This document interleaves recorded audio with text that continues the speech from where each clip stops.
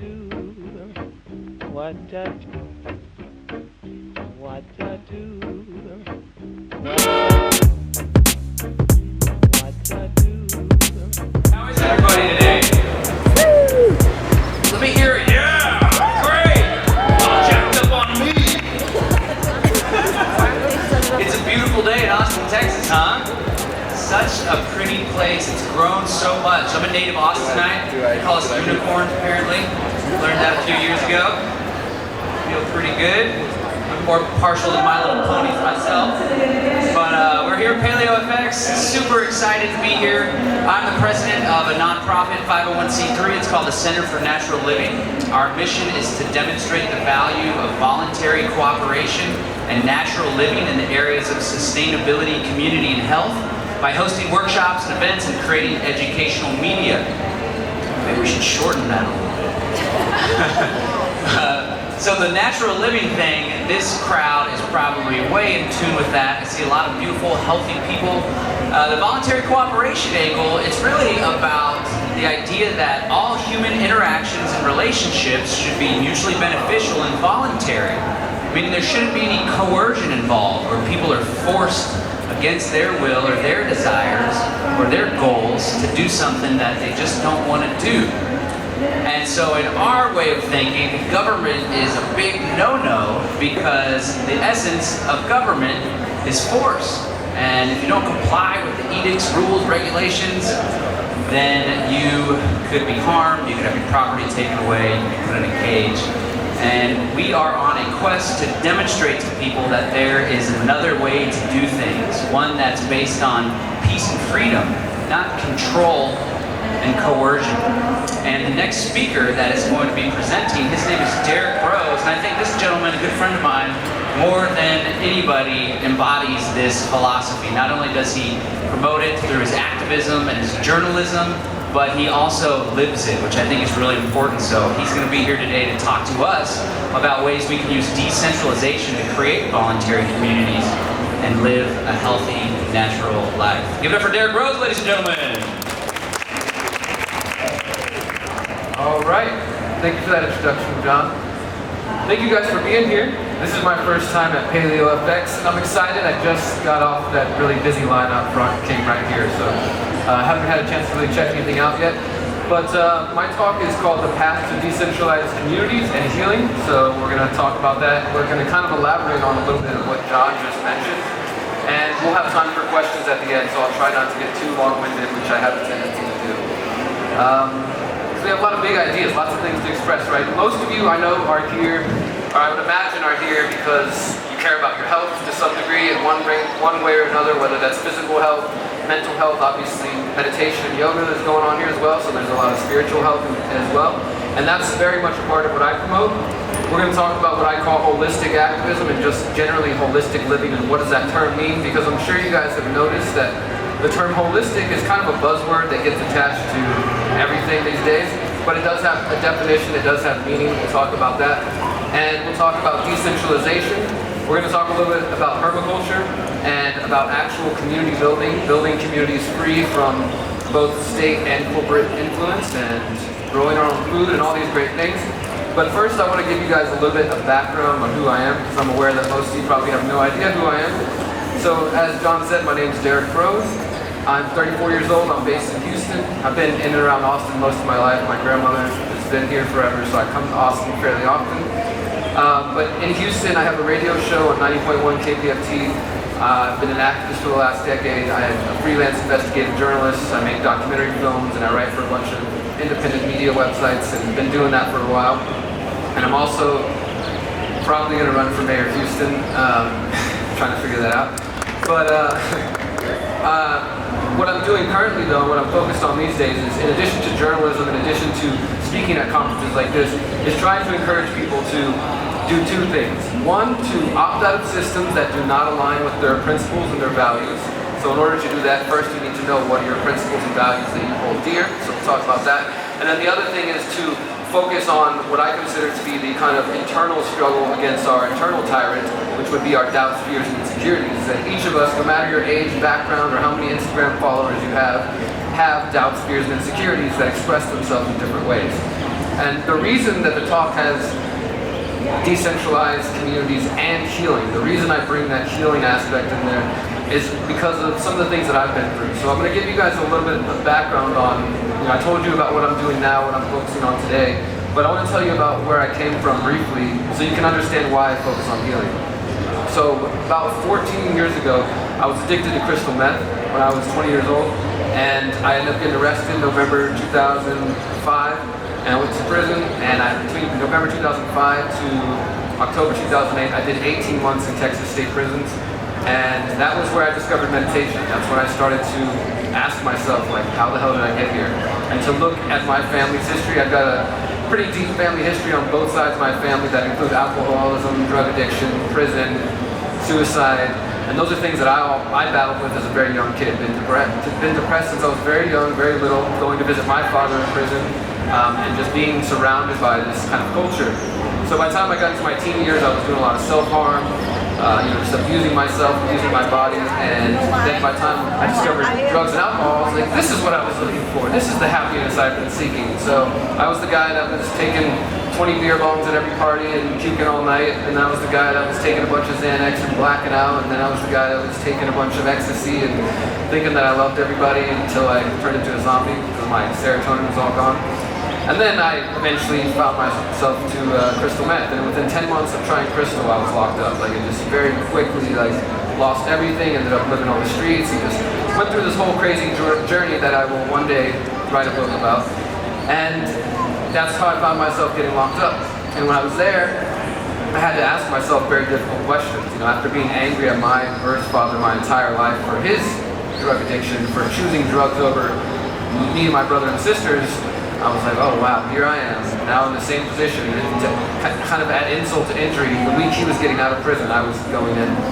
So it was a really big moment for me, a lot of self-reflection. As I said, I discovered Buddhism, specifically Zen Buddhism. I started practicing Zazen, which is just Zen meditation, sitting, and journaling a lot, and asking myself these really deep questions about how I got there. And in the last 14 years, since that experience, and since getting into activism and generally trying to better the world and better myself, I've learned, the root of my trauma came from that relationship, or that lack of relationship, and that it wasn't really about the drugs. I mean, yeah, I got addicted to drugs, but that was just a symptom for much deeper issues.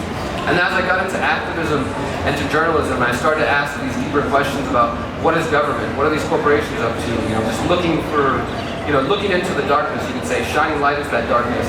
As I started to do that, I realized that there are plenty of our brothers and sisters out there, some of you maybe even here at this conference, who are still struggling with their own traumas, whether it's drug addiction or whatever it may be. And that's the thing, is when I share this story, I'll have people come up to me and say, I've never touched a drug in my life, but this is what I've struggled with. This is the way that I relate that to my particular struggle. And so I recognize that if we're stuck in that trauma, and we're stuck in that phase of just trying to get through our own emotional muck, it's very difficult to care about what's going on in the world around you, let alone to care about yourself and to want to improve yourself and your health, your physical, mental, and spiritual health. Because had Derrick Broze today visited Derrick Broze when he was 18, 19, or whatever, and told him all the things I know today, I would have listened and said, holy crap, the cops are doing what? The government's doing what? This, but I wouldn't have been able to do anything about it because I was literally just trying not to kill myself that day. I was trying to just make it through another day. I didn't have the tools to be able to not only help myself, but then to help the world. So as I got into activism and I focused more and more on that, this phrase came to me, what is my website and my book trilogy, it's called The Conscious Resistance, or what I call holistic activism now. And essentially what that just means is the realization, the recognition, the understanding that the struggle for a more free, ethical, and just world is not going to come from only confronting the physical institutions of power, and also not from only working on your physical body to improve your physical health, that there is a whole internal thing going on here as well. So I try to balance those two worlds. And for me, in my experience, when I first started to get into activism and generally just improving my health, I had my activist friends and I had my spiritual, conscious friends. I would go to meditations with this group, and I would go to protests and rallies and organize with this group. And when I tried to talk to the activists about spirituality, they assumed I was high or that I was crazy. Like, what are you talking about? Meditation? Get out of here. And then I go to my meditation circles and my consciousness friends and say, hey, have you guys seen this crazy thing that the government's doing? Or are you seeing this police shooting or whatever issue I was on about? And they would say, like, don't talk about it. You're going to manifest it. Just be quiet. Don't talk about the negative things.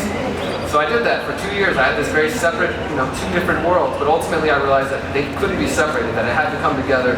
And so that's what I call the conscious resistance or holistic activism. And so that's where I've been focusing on the past few years, just trying to use journalism and activism and just generally my voice in my life as an example to encourage people to realize that we can go through those dark times, like whether that means prison, depression, suicide, or whatever struggles that you as an individual have had or your families have had. You can go through those things and still come out a better person and pursue physical health, mental health, spiritual health, and then help other people. So that's kind of where I'm coming from. And so we're talking today about decentralized communities and healing. And so as I said, the reason I shared that story I just did is so you understand why I'm going to talk about the importance of healing. Sometimes I'll talk to really brilliant people at various conferences and events I speak at who they understand the need for physical health, right? Maybe they've got like the diet and the exercise down, but maybe in their interpersonal relationships, they treat other people like shit and they treat themselves like shit. This is why I talk about taking a truly holistic approach. I'm going to define what holistic means. So I've seen everything from holistic sex, holistic gardening, holistic cat food, holistic, you name it. There's something out there with the word holistic attached to it. But holistic actually does have a meaning, and it comes from the philosophy of holism.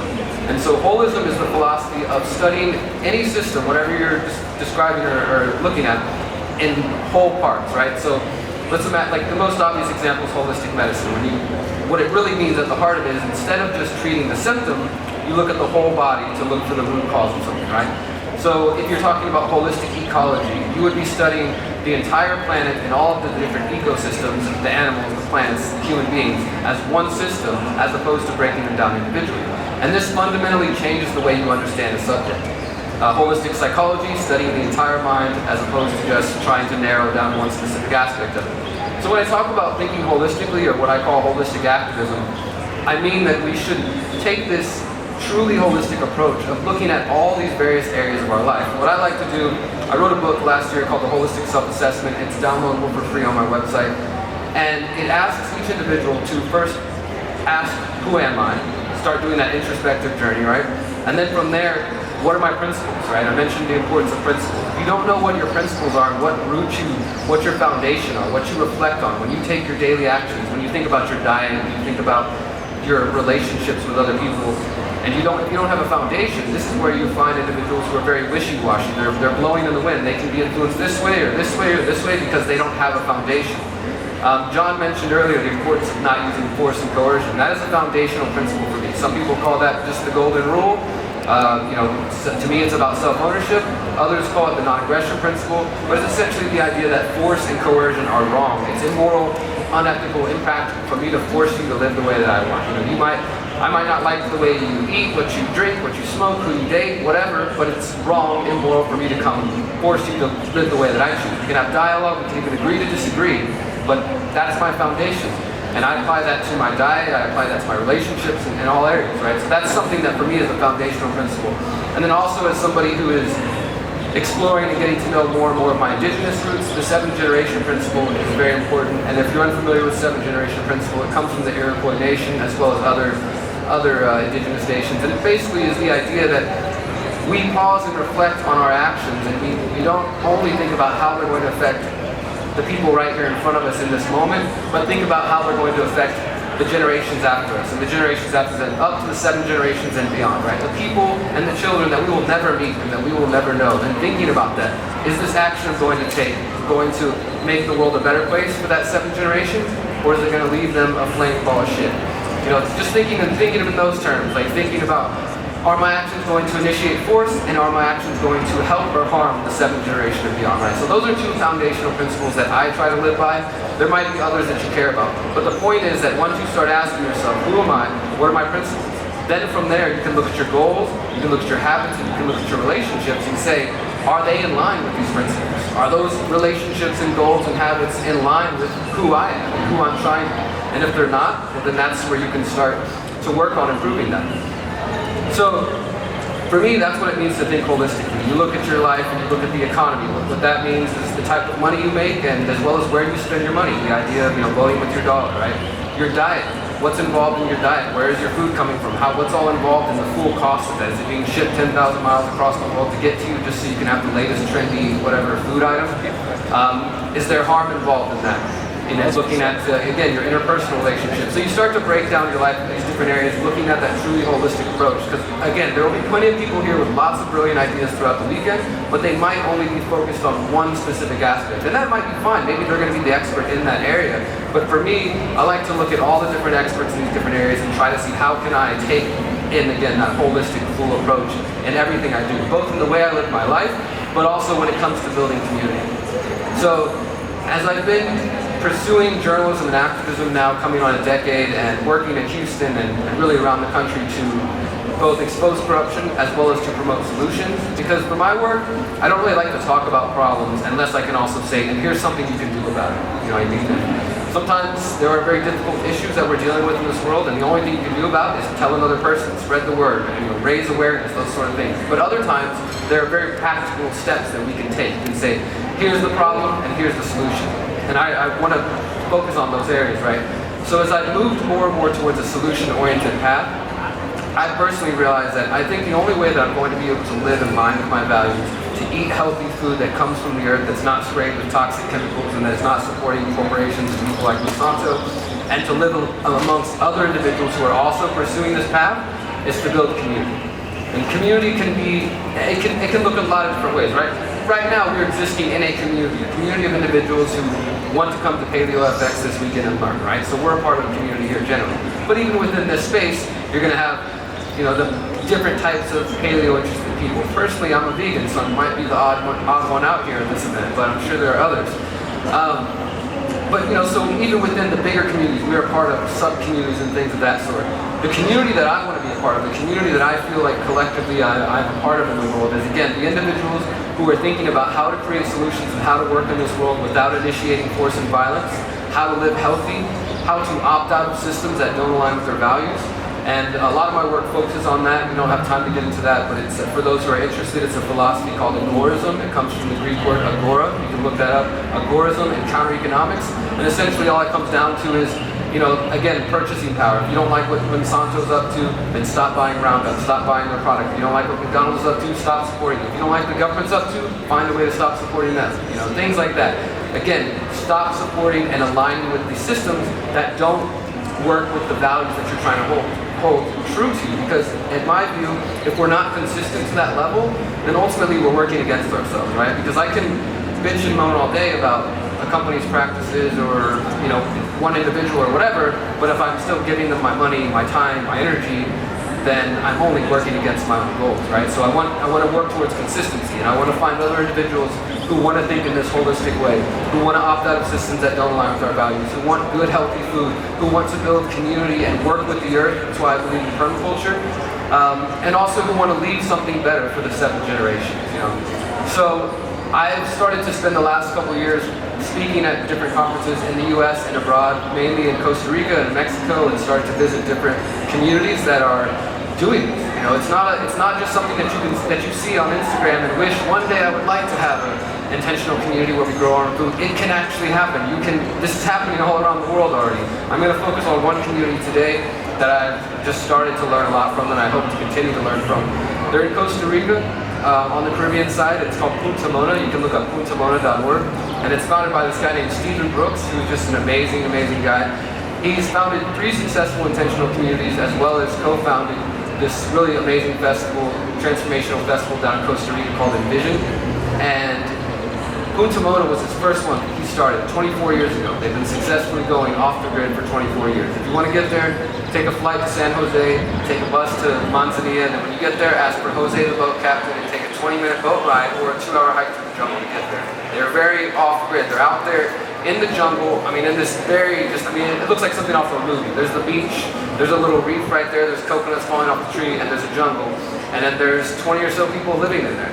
And they've got cabins, and they're off-grid. They do have electrical power that they're running off solar. They're now at the point where they're starting to make tinctures and make products out of the food that they're growing themselves. Stephen has spent the last 25 years collecting tropical fruits and exotic plants that grow and thrive in Costa Rica that can be food and medicine. So you go there, there's literally star fruit falling off the trees, there's jackfruit, there's so much medicine around there, and Stephen can identify everything there. And they'll host like yoga retreats and different things like that. But for the most part, it's this pretty isolated, but also really beautiful community where they are showing permaculture in practice. And for those who might not be familiar with permaculture, permaculture basically just means, one version of it could be described as permanent agriculture, right? So typical agriculture in the Western world that we're mostly accustomed to is very invasive, it's very destructive to the planet. And permaculture has its own sets of ethics and principles that go along with it, but essentially what it comes down to is, again, thinking holistically and thinking about how to work in harmony with the planet as opposed to coming in like, let's tear up everything, let's tear down the trees so we can build one giant field and monocrop one single plant. For example, with permaculture, say we were going to move into this land right here, we would watch the land maybe for 6 months, maybe a whole year, and watch it during all the seasons. So when it rains, where does the water naturally puddle up? Okay, let's build right there so that we can take advantage of that. You know, you start looking at the land and how to harmonize with it. And then the other aspect that I really love involves having different zones, right? So if the community's right here, and at Punta they have a giant community kitchen where there's just always magic happening there, and all the cabins. So the food that's planted closest to them is what you call zone 1. That's the stuff you need to tend to every day. You gotta water it every day, so you want it to be close to you, right? Then stuff that maybe you tend to once a week, it's zone 2, it's a little further out. And obviously zone 3, when you get to zone 4, that's way in the back, banana trees and things that take care of themselves. You don't have to mess with them too often. Stephen talks a lot about permaculture being more than just how you grow your food though. Permaculture is, again, another way of life, another philosophy of how we create social community, right? So think about those 4 zones in terms of the people in your life, right? Zone 1 are the people that you love and care about, that you want to talk to on a daily basis or see, fairly often. You're going to keep them close, right? Zone 2, you see them every couple of weeks. Zone 4, the people that you kind of barely know on Facebook and Instagram. You never really see them, but you're happy to send them a happy birthday every now and then, right? So permaculture can be applied to all these different ways, not only to the way that we work with the planet, but also the way that we work with each other and the way we build community. So it's become very important to me and the direction that I'm going in as I've got to visit places like Punta Mona. But the reason I bring up Punta Mona is because there's such a great example for rainwater collection, for solar power, for using permaculture, for being about 95% off the grid. They go to a market nearby maybe once a month to get a few things, but other than that, everything is being grown right there on their property, and they teach permaculture design courses, and it's really taking place there. And after getting to spend some time in Punta Mona the last couple of years, it's just become so clear to me that the vision that I think many of us at this event probably share of wanting to have a community. And again, you might be comfortable living in the city, but maybe you don't want to go out to the jungle of Costa Rica, or you don't want to go out to the countryside, but you can still use ideas like permaculture and holistic activism and trying to live healthier in general, even in the city, even in the suburbs. It doesn't matter where exactly you're doing this at. My point is that there are ideas out there, there are people who are already producing tangible results that we can learn from and that we can incorporate. And so I'm taking those ideas, the ideas of permaculture, the ideas of living holistically, and my plan is, what I've been kind of plotting in my mind the last couple of years, is to launch an intentional community in 2020, 2021 that will be built around these principles. And I've written in my books, which all my books are available for free at theconsciousresistance.com, you can download them there. I expand upon these ideas much more than I can in just 40 minutes. And my goal though is to have a community which I represent in the form of a triangle, which at the top of this triangle would be the principle, again, of non-aggression, the idea that it's wrong to initiate force. So I want to live with other people who understand that value, who understand the importance of ideas like nonviolent communication. Anybody familiar with nonviolent communication? Marshall Rosenberg? If you don't know, check it out. Along with that, I think also books like The 4 Agreements, nonviolent communication. I think these ideas, those are the kind of people that I want to live with, who can practice mindfulness, right? So at the top of this pyramid, I would place non-aggression, golden rule, self-ownership. We each value and understand that each of us are powerful, beautiful, free people, and that we can organize our own affairs, and that it's wrong to initiate force and violence. So to live in a community that I want to be involved with, somebody would have to understand that first and foremost, right? And then second, we would put in this triangle here mindfulness, which again could include meditation, it could include healthy living, nonviolent communication, the 4 agreements, different types of that. Mindfulness is kind of a catch-all term for generally like let's try to up-level ourselves and keep growing and improving, not just being satisfied with, we've got everything figured out. I want to constantly be growing, Like I said, I'm 34 years old, but I feel like I'm about 12 years old, honestly. I feel like I've just started to figure things out, and it's kind of a fun feeling too, instead of walk around like you got everything figured out. I feel like people who walk around thinking they got it all figured out are really covering up for the fact that they don't know shit. But that's just me. And then the other corner of the pyramid would be permaculture. So again, practicing non-aggression principle and self-ownership, mindfulness and all that entails, and then also permaculture. Those three things together create what I call the conscious agora. And as I said, it's a big part of the philosophy that I promote, putting that aligned with opting out of systems that don't align with your values. To me, this would mean, well, I don't want to be dependent on the grocery store for the rest of my life. So I want to start growing my own food. I want to start trading with other people who are growing their own food. I want to have a piece of land where we can host farmers markets, where we can host workshops, where we can teach each other these skills. And I'm sure you guys all have things to teach and share. And that's the beauty, is that we teach each other.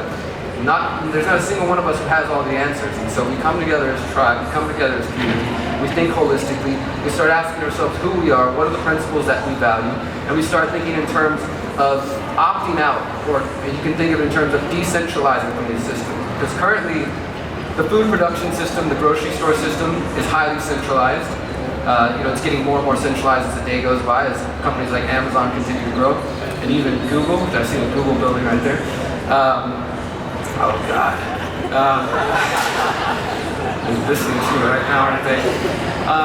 So everything's getting more, in some ways, things are getting more and more centralized, but at the same time, there's also a very decentralizing factor that's taking place in the world.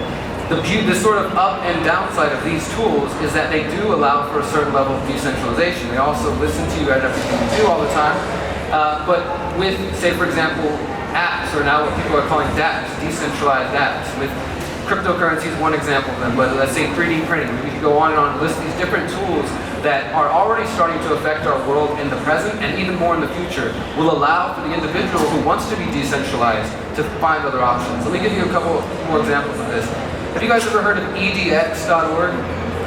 So the EDX, there's a bunch of them now, but EDX is basically edx.org. It's an online education website where you can take college-level courses taught by university professors from Yale, Harvard, all those different universities for free.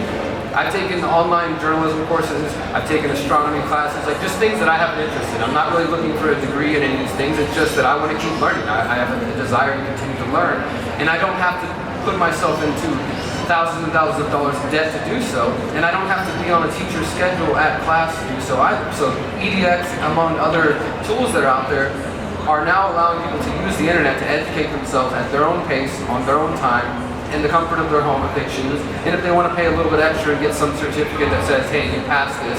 With EDX, what I like about it too is they actually do grade you. Like if you want to get graded by it, you can take the whole full course per semester, and they'll grade you. You can rate your level of understanding.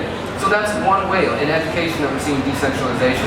When it comes to food production systems, we're seeing a growth of local farming, of community gardens, as I said, permaculture farms, and people are really starting to think about what it means to have food deserts and things like that. What it means for people to live in areas where the only store available to them is a corner store with a bunch of like GMO, crappy foods that are processed and not giving them anything healthy.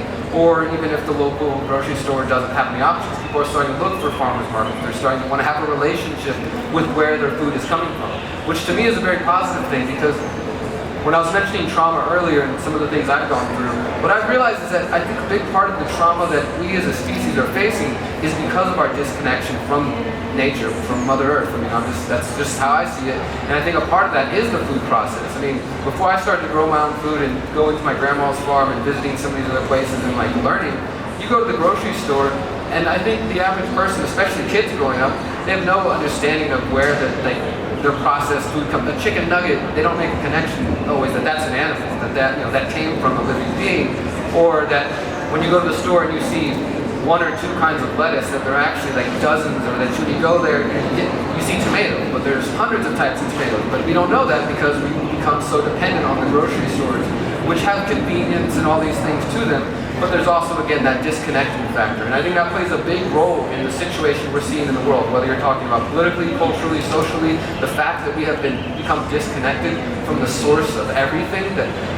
For me personally, You can call it prayer, you can call it whatever you want, but whenever I have a meal, I like to just stop. And I would encourage you guys today, when you're having your lunch, just stop and take a moment. Even if you're in a group of friends and you feel awkward, just say, hey guys, can we just pause for a moment and just look at your plate. Like, thank you for this cucumber and whoever grew this, and this tomato and this lettuce, and like the people who served it to me. And you know, there's, I think, importance in that pausing and reflecting and giving thanks and realizing that, I mean, the world is so much bigger than we are. We play a very important role, maybe more of a destructive role than we want to play, but there's importance to giving thanks and to remembering the source of all life. And so the reason I'm mentioning that is because I think a big part of things becoming more centralized is that we are becoming disconnected from the source of our food because we're not growing anything. Because not all of us want to be farmers. We don't want to be toiling away in the soil all day, and I get that. Back-breaking hard labor that not everybody wants to do, but maybe we can make more of an effort to support those that do. We can get to know the farmers at the farmers markets. We can, instead of going to HEB as often as we want, or Whole Foods or whatever, we could decide, hey, I'm going to hit the farmers markets a couple times this week. I know in Houston we have like dozens of farmers markets throughout the city, and I know you guys have plenty of them, so it's not like there's a lack of options, it's just maybe a lack of initiative. And that's where it gets back to that whole holistic self-assessment, where you have to start asking yourself, are my actions in line with the things that I claim to believe in? I say I want to live healthy. I say I want to live in a community where people grow their own food, or I want to leave the world a better place. But in my habits and in my personal relationships, I haven't done any of that. And in fact, I'm going the other direction, right? And that's not for me or anybody else to judge you as an individual. I think that's more for the individual to say, holy crap, wow, yeah, I do have this big vision. I want to leave the world a better place, but I'm pretty wasteful in my habits. I'm like eating food that's not contributing to that. I'm just creating piles and mountains of trash, or whatever it may be, right? And then you have that moment of reflection, and it's up to you as an individual to decide what you want to do after that. You can decide, well, that sounds like a lot of work. I'll just continue to live the way I have. Or maybe you'll be, you know, pushed to the initiative, I want to seek change. I want to change myself. Because that's the only way the world is going to ever change. I think most of us understand that it has to start with the individual. And I'm sorry if you came to this talk to hear something about paleo, because this is totally, you know, going a totally different direction with it. But it's all related. I mean, seriously, it's all related. If you come here for health, there's people over there like doing some awesome workouts. There's like awesome rock climbing going on. There's going to be people doing all kinds of cool things in here. And it's about health, right? Spiritual, mental, physical health. So thinking holistically, we have to start inside. We have to start working through our own traumas, what I call the internal tyrant, our doubts, fears, and insecurities, working through that, and then I believe helping each other, right? Being willing to lift each other up, because I don't know, sometimes people get stuck in a competitive mindset, which I think can be valuable, but in the sense that they think what I consider vulgar competition, that we can't also help each other while we succeed as individuals, right? But the way that we all grow is to lift our brother up, to lift our sister up, and say like, hey, I've been there where you're at. And you know, it could be as simple as like, here's some dieting tips, or like, hey, I've been depressed too, let's talk about that. Let me give you a space where you can be your real self. So I'm interested in building communities based on holistic activism, people who live by the principles, people who care about permaculture, people who want to continue to grow and elevate our mind state and our mental state and our spiritual state, and who are really interested in implementing these ideas in the next couple of years and in the coming decades to show people a living example of what is possible. Because in my experience, both as an activist and a journalist, when you start talking about ideas like this and talking about, hey, you know, maybe we could potentially live free of government. Maybe that's not a necessary evil that we have to have. Maybe we can organize ourselves. People are very reluctant to believe any of these types of ideas, or even, hey, maybe we could grow our own food without spraying pesticides on it. We don't have to go spend money at the grocery store all day. You're like, Dad, that sounds nice, but it also sounds like a lot of work. And it's because we don't have enough examples of this. We are creatures that learn by what we see. You know, words are good. You know, writing books is nice, and essays and online videos. But until you see it, it's just it seems like a dream. It seems like a figment of your imagination. But I'm sure you guys have seen examples online. People are living these ideas, not just in Costa Rica, but in other places in the world. There's lots, even here in the US, there's lots of beautiful communities in the city, in the countryside, in the jungle, in the suburbs that are making an effort to live in line with their values. And that's what I'm after. I want to live in line with my values. I just personally cannot continue to exist on this planet producing waste, supporting systems that don't align with my values, supporting involuntary taxation that goes towards funding wars and drops bombs on other people that I will never meet. And those are the kind of things that mess with me at night, you know what I mean? And I'm sure you have different things that you are currently supporting that you would like to not be supporting. And the only way you will get to that point is to start looking at your actions and see what is not in line with those goals. And again, that's what I call the holistic self-assessment. I'm gonna wrap up now, and I think that there's supposed to be time for questions. If there's no questions, I can keep talking. But if there are questions, I'm happy to take them. Any questions? If not, I appreciate your attention either way.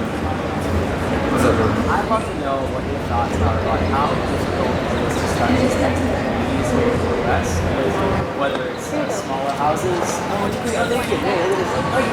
How difficult is it to start some communities here in the US where we have laws, restrictions on small houses, and living, assumption, trust, how can we come together in spite of the fact that we're also being kind of locked in this suburbs of my house? Sure. So his question is, how difficult is it to do this in the U.S. and are there examples? Because like you're saying, there's a lot of, I know like Austin and Houston as well, there's like restrictions on tiny houses and there's like been a lot of legal battles. And for me personally, honestly, like I'm leaning towards leaving the U.S. by the next coming year for this reason. Because, and I'll just kind of explain that and answer your question. Like I'm really partial to Mexico. I mean, obviously I don't think necessarily everybody, when they think of Mexico, they think of this safe, like beautiful place, but that's also, there's a lot of propaganda out there about Mexico as well. And I do think that there are benefits to being in a country where the federal government or even the state and local governments don't have as much resources and aren't worried about things like that, right? Where you might have a little more freedom in that regard to build as you want and to live on the land as you want. But as far as in the US, there are definitely communities doing that, and I think that it's about what, to some degree, I think we just have to be willing to trade off certain areas, right? Like for me, it's like, I know that even if I buy land outside of the US, the Mexican government or the Costa Rican government or whatever is going to want to collect the property tax on that, because the reality is, this is just another thing, if you've never really thought about this, you don't own land ever. I mean, even if you think about land ownership, even if when you buy land, like they make you pay property tax for the rest of your life, when you're paying taxes on something, like, you can't really say you own it, if you're still having to pay somebody for it. But that seems to be a fact of life for the current moment. And there are people out there who are trying different things. There are people who are trying seasteading, but recently some of you may have heard that there were people who tried to go do seasteading about 12 nautical miles out away from Thailand, and now the Thailand government is claiming that they still own that land, and they're considering putting one of the dudes to death for it. Like, so governments of the world still think they own the water out in international waters. They probably, if we dig underground, will say they own that too. I mean, they basically say they own the air up this high, they own the ground like this low. So it is difficult, and I think, I guess for me as an activist, that's why I try to raise awareness of the problems with corporate and government power, because I think ultimately we will rub up against that. And I have friends who've gotten land in Arizona, friends who've gotten land in New Hampshire, like all over the U.S., and run into these different issues. I think what it's about, if you're going to be in the U.S. and there are more restrictions, you got to do your homework, because look into the local zoning codes, look into all that stuff, because, for example, a buddy of ours, he got land in Arizona and didn't do enough research as far as I'm concerned, because he moved onto the land and started getting ready to build stuff, and then later got a violation telling him that he couldn't camp on his own land. And he couldn't put a trailer on his own land, and so he was being ticketed every day for camping on his own land that he paid for in cash. It's like, whoa, that's pretty shitty, but also probably could have been avoided just with some more research to find out what kind of zoning and restrictions you have. There are some benefits in Texas that some other states, don't have, and I think it's just about that. So there are examples of it, but you might have to trade off and say, all right, like this goes against what I believe in, but in order for us to not be hassled, we're going to have to pay this thing, or we're going to have to deal with this permit, or whatever. And some communities might say, hey, I've definitely talked to permaculture communities who are like, we do it anyways, and if an inspector shows up, we change things real quick. And then, they make solutions that are very easily adaptable. They're like, oh, well, we just changed the water line real quick. They're like, no, we're using city water, everything's cool. Because yeah, in some parts of the country, you can't even get off, you can't be off-grid. Like, it's illegal to not accept city power, to not accept city water, which is just insane to me. But you just gotta know, do your homework, man, and really know, because it's gonna be different depending on where you go. Any other questions?